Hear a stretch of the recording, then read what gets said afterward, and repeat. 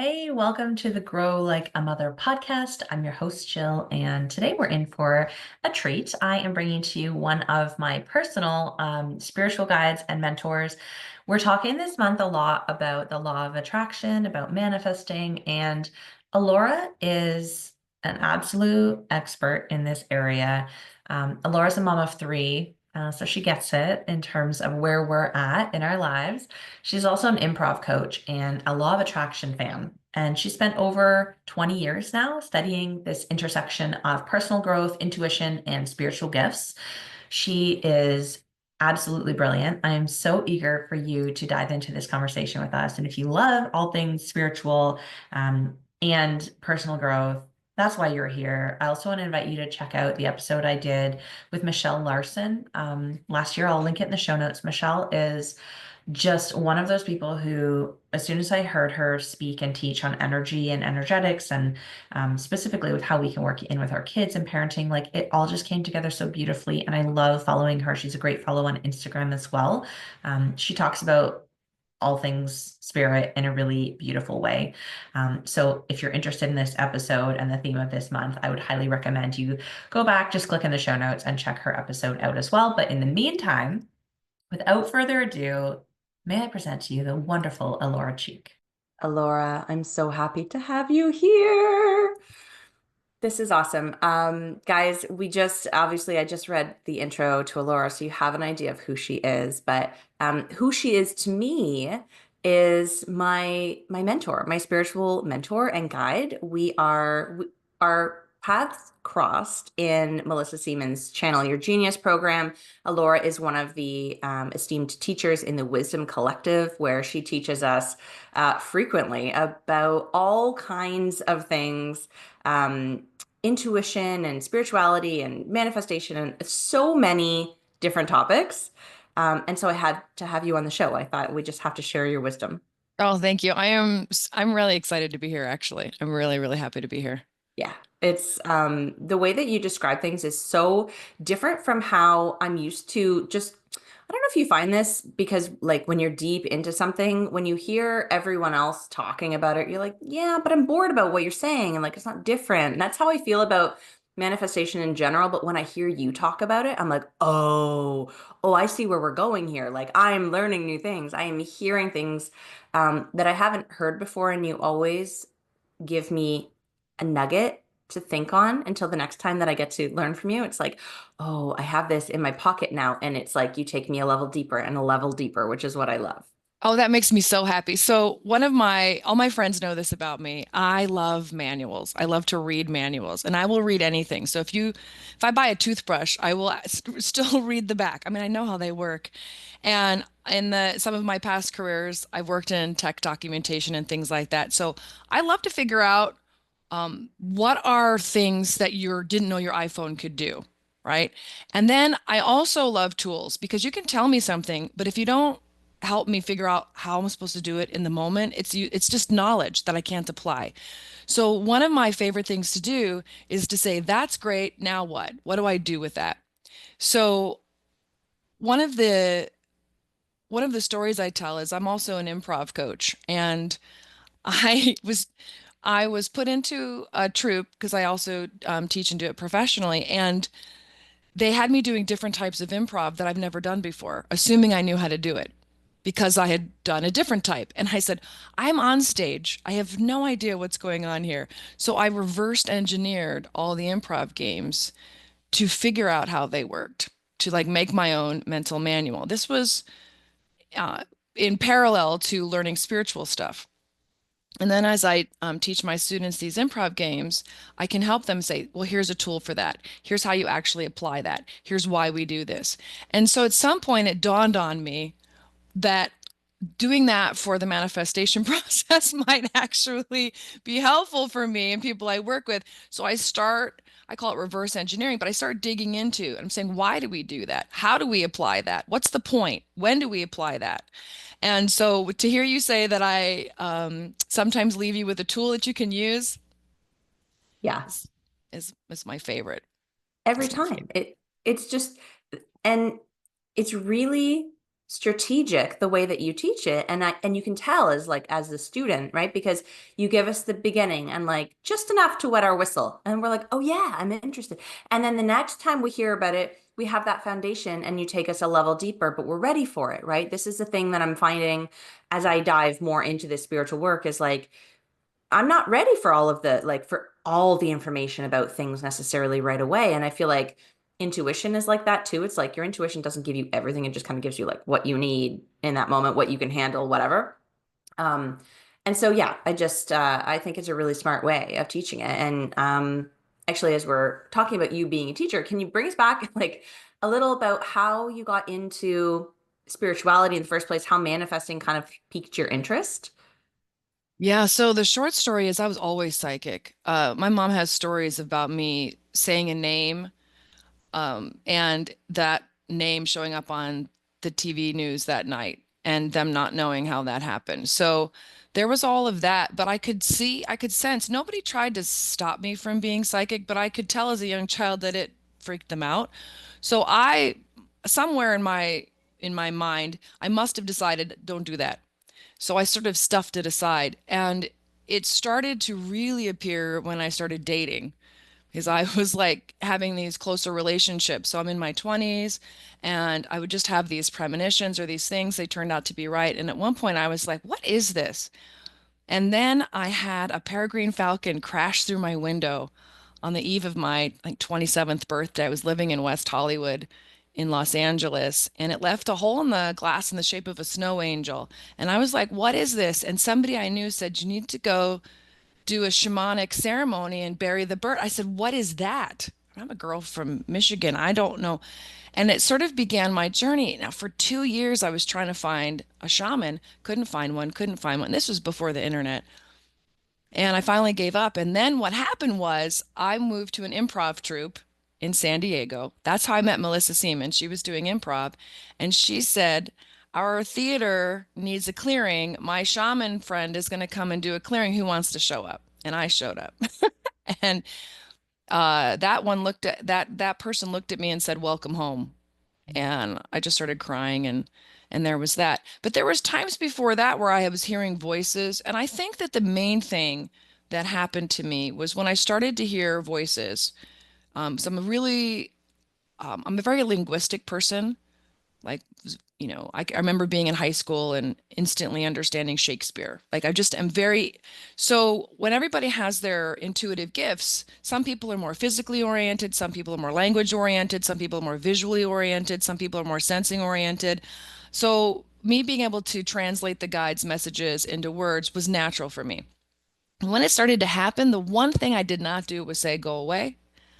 I said, what is that? And so I allowed that curiosity to bud. So eventually I found Maria Yespru. She's the Chiropachy auntie that we work with in Melissa Seaman's Channel Your Genius group. And that's where spirituality began. But manifestation happened because I was doing the spiritual stuff and I was a really good student. I'm just a really good student, Jill. Like I get in there and I'm A earnest plus. about it. Yeah. And my life was really chaotic still, and it was getting more and more chaotic. Like the more I was hearing messages, the more there was chaos. And I think because I wasn't able to integrate yet what the spiritual truth that I was getting with the life, my current reality and the way that I was raised. And somebody handed me a cassette tape and said, cassette tape. It was a cassette tape. It's long, long ago, and said, you need this, and it was Abraham Hicks channeling, right? Esther Hicks channeling Abraham. And I put that on the shelf for 2 years. And at a really low point in my life where I had really tried everything and I was really struggling, I said, of all the things that I've tried, and my mom has a PhD in psychology, so I knew all about that. And I've tried this and I've tried that. This is the only thing I haven't tried. And I put that cassette tape in, and it immediately told me that I was creating my own reality, and I hated it. I, I, I hated it for 2 years. I was like, how dare you tell me that I was responsible for that boy treating me poorly? But I told myself, I'm going to give this a year. I can't really say it doesn't work if I don't try it out. Something in me said, vet the process, give it a go. So once I started noodling on that, I've been noodling on manifestation and looking into it since then. I think that was 2005. So it's been a long time. And my biggest thing is, how do you apply it? And how do you actually know it's working? How do you know that those are results based on that work? So I don't know if I said long story short. That might have been a longer. It was There's perfect. pieces and parts in there, but I would say I come at it from a pretty, I would say a not typical journey, because I've been trying to figure out how to deal with this spiritual knowing that I was born with, but didn't have a manual for. It didn't fit into, I was raised Episcopal, didn't fit in with that. And so this has been sort of literally my personal life's work to figure out how to integrate this. And you also, I mean, I want to talk about this as well, but there's a piece that we need to understand before we can really Yep. achieve our manifesting, and that's the untangling work that you do. Yeah, well, that came about in the last few years. So even with everything I have known about manifestation and being an A+ student, what I was finding was that I was able to manifest under duress, right? So after dating and finally being fed up, right? The manifestation says want it but don't need it. I was like, that's it. I really meant I'd rather be single and happy than be in a bad relationship. And my now husband shows up.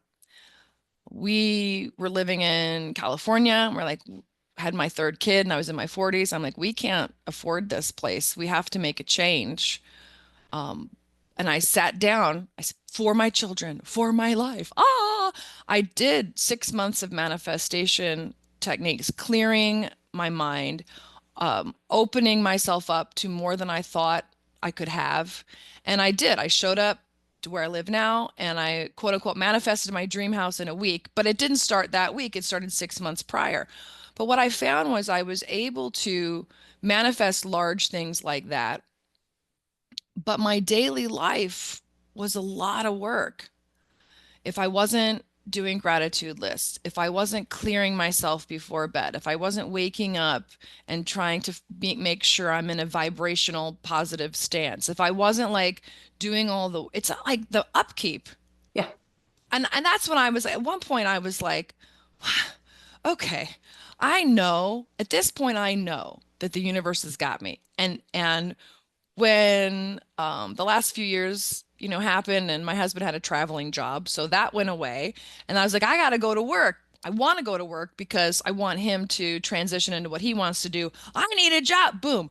I got to the point where I was like, that's it. I'm going to go in the guest room and I'm going to cry and release and let go. And the next morning, I just knew who to call and I had a job that day. So there's this I know that when I need that, it'll show up. But what about the rest of the stuff? What about these folks walking around where their life just seems easier? Mm. That's when the untangling came in because I said, there's got to be something I'm not seeing. And the untangling work is a piece. I say it's like if manifestation, the learning of manifestation is like train cars that connect. So that, you go, all right, first we learn this and then we learn this. It's one of the cars that needs to connect everything so that the whole train can get moving. And without that car, if you need untangling work, nothing. The car's in two parts. And sometimes you're running behind and pushing it forward. And sometimes you're forward pushing this and you're going back and forth. I'm in a happy state. I'm in a sad state. It's back and forth and back and forth. And the untangling is like this. You're born into these patterns. You're born into spiritually, they'd say, when you're born, you forget who you are.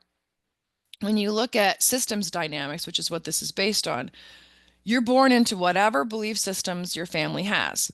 And that's great, but what does that mean? Belief system is one of those things that sort of makes sense, but it doesn't. Like, what do I do with that? What it is you're born into response patterns. How do you respond when somebody spills the milk? How do you, it's the tiny things. How do you respond when the mail is late? How do you respond when somebody wants to give you a gift? It's the tiny things. You're born into all these response patterns, and you don't know life without them. You don't know life without them. Now, if you were in a family that had more wanted, right, response patterns, like things are working out, probably don't need to think about it. But if you're still wondering, who am I? What's my purpose? I feel like I'm an imposter. I'm working really hard with my manifestation, but things aren't popping. I feel like something's holding me back, but I don't know what it is. Chances are you are still so immersed in these sort of call and response patterns from where you were born that you don't have your own authentic self responding. I was like, what? But it's so hard to see, Jill. It's like trying to look at your eyeballs with your own eyeballs without a mirror. How do you see a pattern you've never not known? Yeah. Right. Yeah. But here's the thing that I like about the untangling work is this, and this really goes into manifestation, which they say anything you push against, anything you resist, you're going to manifest versions of. So if you say, I don't want that, you're vibrationally, energetically saying, I'm paying attention to that. So I want that. If you're screaming, I don't want it, you're basically saying, I want it. Ugh, we get that logically. But the thing about untangling is this: nobody gave you those patterns on purpose. Your parents were born into them, their parents were born into them, their parents were born into them. It's a natural part of being born on this planet. So there's nothing to forgive. Now, I'm not talking about incidents, like somebody did something to you I'm talking about the generality of life, right?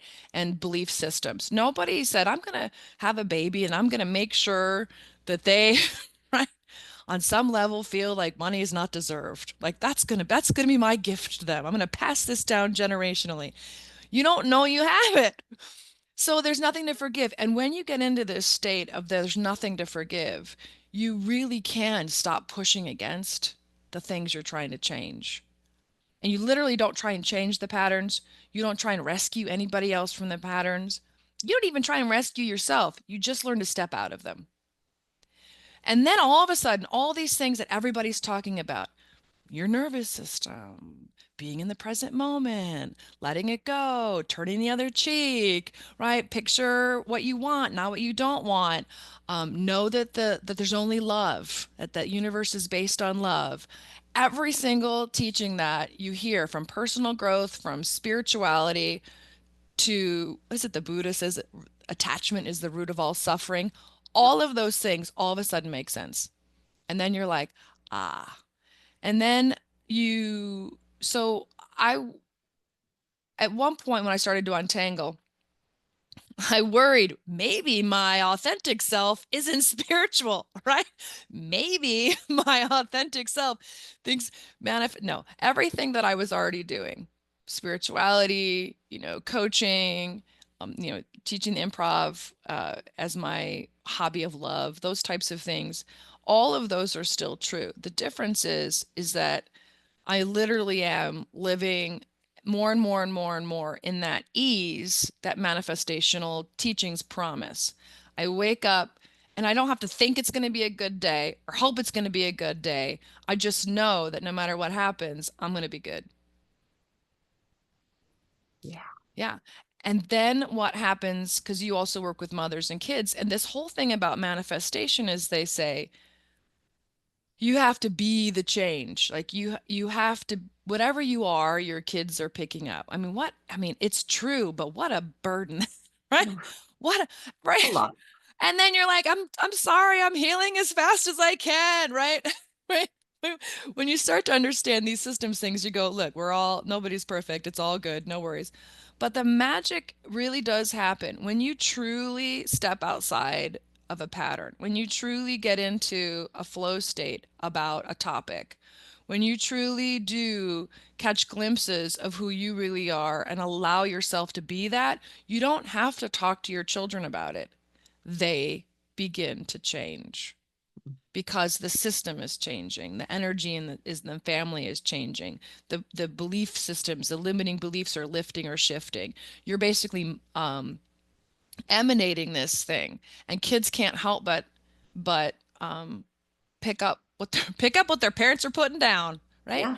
So when people say, how do you teach kids manifestation? I would say mostly ask them questions about what they think. And then if you wish that you could change something that they're doing, then go work on yourself. It all starts with us. It Yeah, really does. because if you were at peace about it, you wouldn't want to change them. Yeah. You would know that they're going to be okay. Hmm. And it's this dance, this journey, this dance of and here's and I mentioned too about how do you know it's working. Manifestation, they say you know what you're manifesting because your life shows it to you. Like, that's a great concept, but what does that mean? Right? I'm looking around my office. So I've manifested that picture. I've manifested what does this mean? Think about it. I like to think about it this way, and I find this more helpful. I'll know I've made a true change because when I walk out my office door and I interact with somebody, I've noticed that it's different. Mm. I, I see it in the conversation. I see it in how I'm responding. I see it in how they're responding. I see it in the ideas that come up in me or in them. Like it becomes obvious. And so you begin to look for these little clues. And when you don't see change, then you think, then you know, okay, I'm thinking that I've cleared this, but I haven't really entered a deep state of calm, a deep state of stepping outside that pattern because I'm not seeing the results of that. And then you really begin to trust. And this is the thing, Jill, that has been very exciting to me because when you really start to get a handle on, and look, not every day is perfect, and I am human, and et cetera, et cetera, et cetera, right? But when you get a handle on this, you get to live that spiritual promise that most spiritual teachers give, which is that you live in a state of trust. You trust the universe and you trust yourself, and you know that everything is truly working out and that all really is well, and you actually get to embody that. And it's the thing I've been looking for since I was a kid, saying, you know, I had, my family had their struggles, right? And I'm a kid who went through two divorces as a child. So I went through the breakup of two families. So there's a lot of stuff that I was thinking this shouldn't have to be this way, and the way people are interacting with each other. There's something here that I've been searching for since a small child.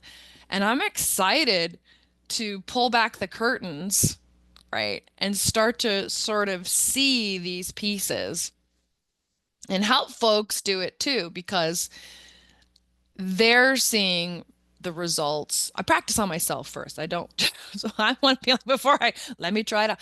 And they're seeing the same and magical, it's not magical when you know how it works, but magical results that I am in their lives and in their families. Yeah. Yeah. I've got so many moments from the past, 3 or 4 months that I stop and I can recognize like, oh wait, I'm in a pattern. Oh, okay. And just even having the awareness to look for it, having the understanding. I mean, it's such a gift for you to be able to come on the show and explain this to the people, to the listeners, because now they have just that little like, oh, okay. Now I get it. Now I know that there's more to be looking for, and they can start looking. They can start noticing and practicing, because it is quite a practice, and it takes some work. It takes some time, which is why it's really nice that you offer this, like this untangling boot camp too, because it's hard to do by yourself because you can't see your own eyeballs with your own eyeballs. Yeah, it is. That is really true. I think that one of the greatest gifts for mothers is if you're a parent and you have a child who's really struggling. Okay. So I, mm, I don't want to, I'm going to say something that might be controversial, and I'm not trying to be controversial, because I do think that everything's different. I will say my own experience. I never got tested for ADHD, but if I look at it, and I grew up in the 70s and 80s, we didn't even know what that was. But as time went on, I would look at it and say, I have 85% of those symptoms. I can't be on time. I can't, I'm scattered. I'm all those things. I'm also brilliant. I'm this, I'm that. I'm multi. So all the struggles, just getting through daily life was a struggle. I was very surprised to find that as I started untangling and finding calm and my own natural response patterns to things and action, that I don't have those symptoms anymore. And my friends are like, who are you? You're on time. Who are you? Your clutter is disappearing. Who are you? You're following the conversation. Who are you?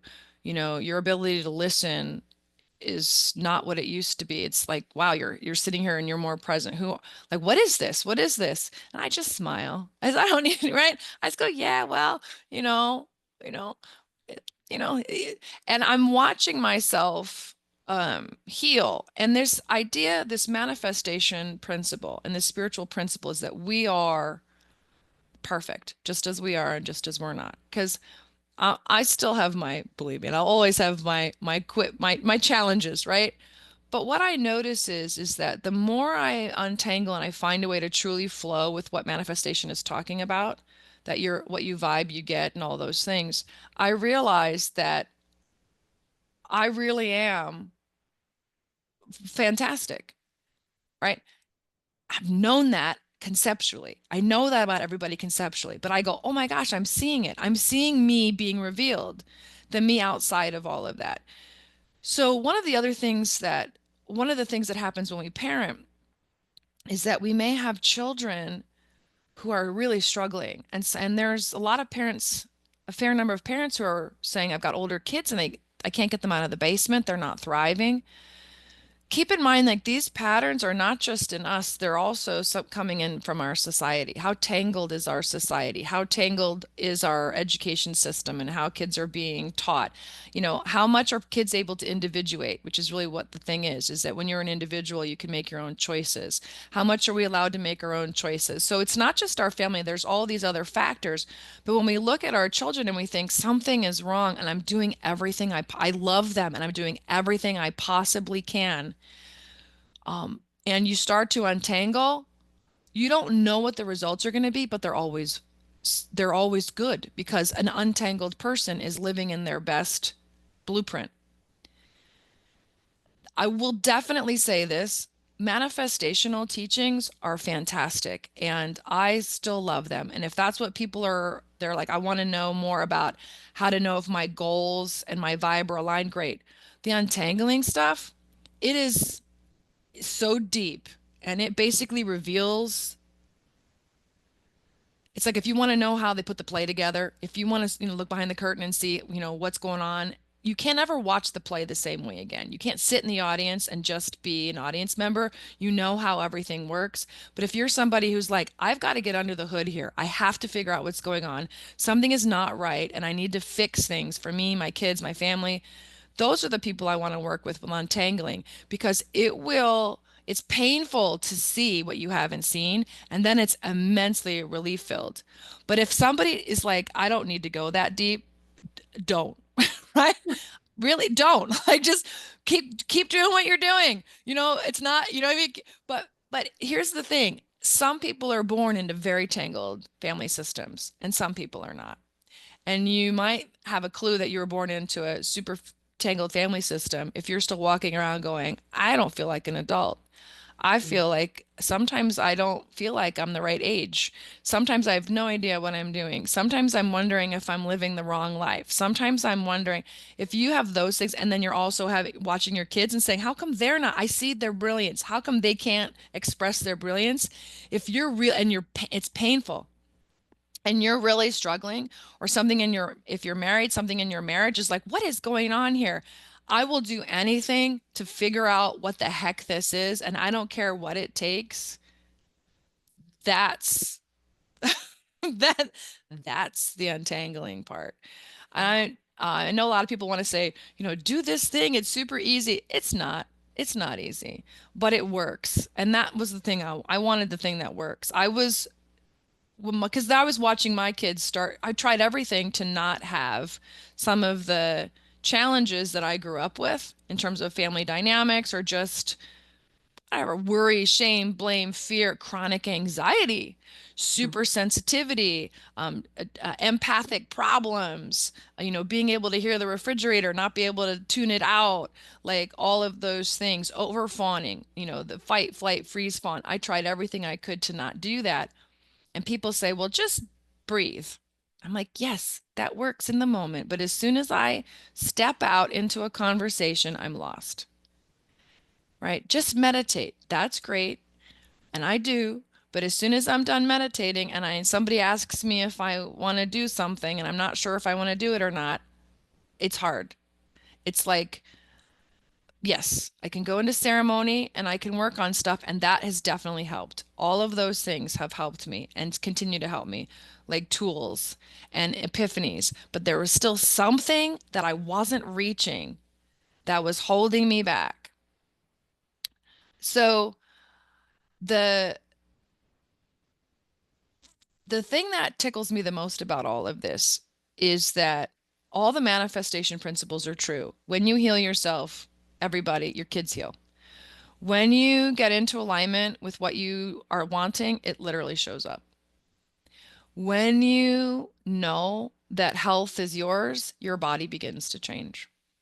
When you know that money is simply the expression of joy, it it reveals itself in your life. That everything that manifestation promises you is true, but it can't come to you, but the vibes are responding to your predominant vibrational output. And if you're still dancing around in accidentally your family of origin, so yeah, right? Yeah. And it's funny, Yeah. like so many of us are still entangled in that dance, right? Yeah. And we know it. And you always say this, we know it because we're not feeling calm. We know it because we're getting Yeah. these reactions. Whereas if we were truly like outside the pattern, not judging it, we wouldn't have these sort of triggers is a popular word that people Yeah. use now, right? That the listeners might identify with that word, but um, there it is possible to get out of that. And I mean, unfortunately and fortunately, it is work to do it, but there are guides to help, right? There are people like you who know the path, who have learned the path, who have deconstructed the path, and who are really passionate about helping those of us who are ready to do it. And I remember when you first did the very first untangling, you're like, listen, if you're not ready to go all in, don't listen to this because once you start, you can't unsee it, and Mhm. you have no choice but to kind of go deeper and deeper because you see it. And so, yeah, I love that. Have you found when you think about untangling, have you noticed the difference between I'm being calm, I'm going to breathe because I need to tell my kids something and I'm going to try and work with them and I need to be calm in the moment versus no, I need to be calm about this whole thing. Like, so it's like difference between like, I'm just activating calm because I'm trying to get through this situation versus I need to step out of the pattern so that I am calm regardless of this current situation. Have you noticed the difference between those two things? Intellectually, yes. Yeah. And most of the time when I'm noticing, it's in those moments of overwhelm. It's because I feel like something has taken over, and I'm not calm. It's then that I think about it, right? The most. Um, Yes. and I think that yes, the more that I practice that, the more that I'm aware of it, the more consistently I will be thinking about it and being aware of it. But I haven't reached the point yet where I'm like focused in my calm moments on that work. Do you know what I mean? Yeah. Yeah. Yes, and that's the way it goes. You only can tell you're not calm in those moments when you're like, right? And then you practice in those moments, and if you get enough reps in, all of a sudden there's this realization, "Oh, I see I see the overall pattern. But just like they say in manifestation, you can't push it, you can't fake it, you can't pretend you're in the, you can't pretend, nobody can pretend they see a pattern they don't see. But all of a sudden there's this, they step outside of it for a moment and then they're like, whoa, I see how I'm getting upset with my kid not putting their snow pants on, but it's not, but it actually, it's like you step back and you start to see the web, but it's not about that. It's about this and this and this and this and this and this and this. And then you'll have a name for what that is. This is a pattern about this, whatever concept or topic. And all of a sudden you start to see it in uncle this and aunt this and your mom this and your dad this and this, that, and everything. And you go, whoa. And then you start to see how it's playing out in your life. And when you have these starbursts, moments like that, now you're like, okay, once I see that, I can't unsee it. So Maria Yesper, our Kira Apache teacher, always says, once you see it, you can heal it. Mm. Once you see it, you can heal it. And I say that, yes. And the thing that I'm most excited about is this. I applaud every parent out there, every person, every parent, every mom who's doing their best to stay calm. But I'll never forget years and years ago, there was a mom who was working with nonviolent communication, which is wonderful, the 4 steps. I see this. This makes me feel, would you be willing to? But the fourth step is you have to let it go. And that's manifestation too. You have to say, you can't push the outcome. And she was over at her house with my house with her young kid on a play date, and it was very hot out where we lived. And so if you would have walked on the driveway with bare feet, you would have hurt the bottoms of your feet. And the kid did not want to put her shoes on. And the woman spent, and I'm not kidding you, Jill, 40 minutes Mm. doing what I think she perceived as the nonviolent technique to get the kids to put her shoes on. And, well, I see this. Would you be willing to? The kid's like, no. Well, round after round. And I said, this doesn't seem like the nature of what that communication is supposed to be, because it seems like there's this calm coercion going on, and that the mom, looking back, seemed really tangled up and uncalm, unsafe, uncalm, sort of triggered about the fact that her kid didn't want to wear the shoes and have those natural consequences. And so there's this really interesting self-awareness that happens in this untangling work, because I think a lot of us, and I was one of them, was trying to deploy gentle parenting, but I had so much fear underneath because I didn't know what I was doing, especially with my first kid. That gentle parenting, when you're trying to be gentle, has this vibe or this undercurrent of fear or manipulation, accidental. You're not doing it on purpose. You're not. You love them. And of course, the universe is responding to what's under the current, and the kid is not listening to what you're saying. The kid is patterning themselves after your emotional entanglement. And then the kid says, okay, this is how we live, that we live from this tangled state. And so when I first learned about untangling, and again, I came from a messy background. And so most of my entanglement was family activated. Outside the family, in my groups, in my improv, in my work, with clients, in my spiritual, I am awesome. I come home, right, activated. So you're never a prophet in your own land, they say. So at home. So when I realized how these patterns were playing out and how I inadvertently was passing them on to my and had passed them on to my own kids, I think I cried for 4 months. Not consistently, but quite often. But I'm a person who's an extroverted feeler, so I cry at Folgers commercials and like fun things like that. But so I've done a lot of shamanic work, so I know let it out. Don't I mean why keep it in? It's just gonna it's not helpful in. So for me, crying is a way to release. Some people work out or and they can cry in their yoga or just release or do other things in that way. But I had to reconcile the grief of what was not known. And once I reconciled that grief, what a relief, because I have a working theory. I haven't, just a working theory, everybody, listeners and Jill, so I'm not sure yet, that some of the real challenge and sort of complex trauma. I don't use that word lightly, but it's like challenges that spiritual folks are having is there is this deep-seated guilt that they're doing something wrong, that there's something that they're missing, that there's something that they're not seeing. And if they just, take another book, take another class, which I also think those are great too. I love classes and books and things. And so this, when you get down to this family pattern stuff, these dynamics, you go, oh, then you can really let go and say, I really am reaching this authentic me. And then sort of to finish capping off, because I know we want to keep the episode at a good time here, is that Maria Yesbru in a Quiero Apache ceremony a long time ago, there's a ceremony where you say, of course, my mom is my mom and my dad is my dad. But ceremonially now, my mother is Mother Earth and my father is Father Sky. And because I didn't grow up on the reservation with Maria, with that sort of embedded those images and things as a part of my natural self language, I thought, I get it. But what are you trying to do here? What does this mean? Once I began to untangle, I was like, oh, that's what that means. What it means is that I love my mother and I love my father, or whatever relationship I have with them might be complicated. But as I step outside and I say, thank you for bringing me to this planet or adopting me. Thank you for raising me. Thank you for all that you've done. But I'm stepping outside of this family stuff so that I can have my true relationship with Earth and my own guidance.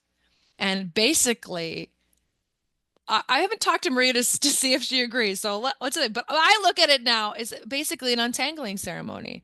And I go, oh my gosh, everything that everyone has been trying to teach me, from shamanism to law of attraction to Eckhart Tolle, be the now, to Buddha, attachment is the root of all suffering. Every single thing has been leading me to this concept of untanglement, but for some reason I couldn't see it. So when I talk about untangling, it's my translation, my way of understanding all of that that worked for me, and that for folks that get tools that hear what I'm saying and go, that makes sense to me, I can work with that, then I can help them actually implement what all of these teachings are trying to help us actualize, which is our true individual, fantastic, awesome, unburdened selves. God, who doesn't want that? Yeah. I want that. I think we Yeah. all want that. Yeah. And you're right. I mean, I just want to keep you on here forever and keep listening to you, but we should probably, for the sake of the podcast, we should probably wrap this up. But you point out that all of the different traditions, all of the different wisdom traditions, or many anyways, are all pointing to the same thing. And it's just a different way of understanding it. It's a different way of describing it and trying to get to the same thing. And I love that untangling is an additional tool that we can use Yeah. in this path, right? Yeah. Yeah. The untangling, it's a bunch of tools. So I think the untangling is a framework to understand, yes, with a bunch of tools in it. And then all of a sudden I was like, now I get it. When you grow up and you say, Jesus says, I forgive you, you can be forgiven and you will be free. I'm like, that's what that means. I'm like, so now like you'll any random day now you'll see me walk around going, oh, I get it now. Oh, I get it now. And I have a really good time with this sort of comparative spirituality, comparative religion, comparative personal growth, comparative psychology, and saying everybody is trying to help a person be healed. What does that mean? Be whole. What does that mean? Be integrated. What does that mean? Be themselves. What does that mean? And it means, and I look at it, I say, be unburdened. To be unburdened from these response patterns so that your natural response to the world, your natural soul's response to the world is clear and upfront, and it's your natural thing. So you go from on a topic, because manifestation is about each topic. Wherever you left that topic, that's when you pick it up. If you haven't vibrationally straightened out dating and now you're going back to dating, welcome to, So I look at it now as Um, Most of the time now, my days are untangled with pockets of entanglement because I'm human. You never get out of it. I'm like, don't worry about it, right? Untangle. But then sometimes I'll look at a topic I haven't seen for a while, or a friend will call I haven't worked on that for a while, or I'm going to go visit a location I used to live or something. And all of a sudden I'm like, maximum entanglement. And then I do the work of inserting pockets of untanglement in it. And eventually that topic, that relationship, that situation becomes mostly untangled with little tiny sprinkles of entanglement. And then you're just like they say in manifestation, you don't have to be perfect. You have to be 51 manifestations, like you have to be 51% in alignment. You have to be in the tipping point zone. Right.